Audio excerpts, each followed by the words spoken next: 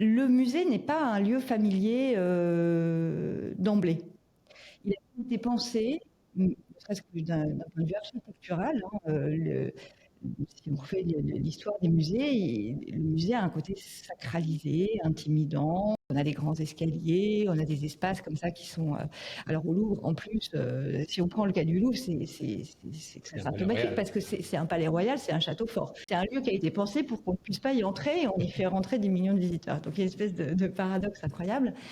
Moi,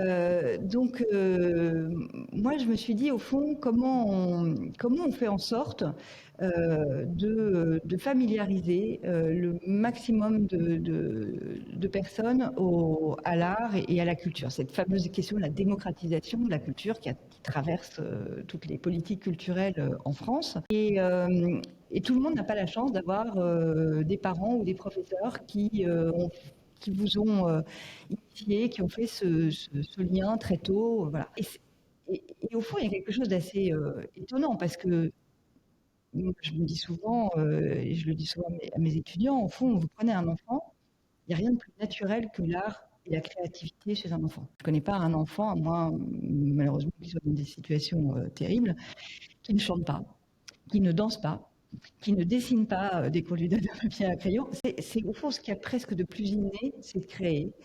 Et c'est de savourer ce plaisir de l'art. Donc comment on retrouve ce lien avec le public? Comment on fait en sorte que l'art, ce ne soit pas quelque chose de lointain dans un musée où on pénètre en silence, voilà.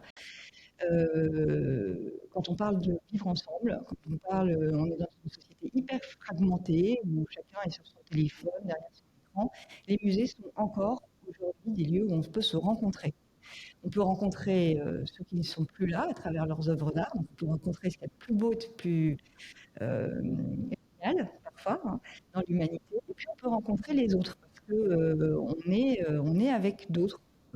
Et moi, je ne connais rien de plus merveilleux que l'émotion qu'on partage. Je trouve que voilà, l'émotion collective, l'émotion partagée dans un musée, c'est quelque chose qui est absolument extraordinaire. Et un peu comme pour Relance, etc., de se dire, voilà, le Louvre, c'est pas seulement un musée parisien, c'est un musée national, c'est un musée universel. C'est un musée qui s'adresse à tous. Alors on va là où sont les gens. Et les gens, ils sont dans les centres commerciaux, ils sont dans les écoles, ils sont dans les hôpitaux, ils sont...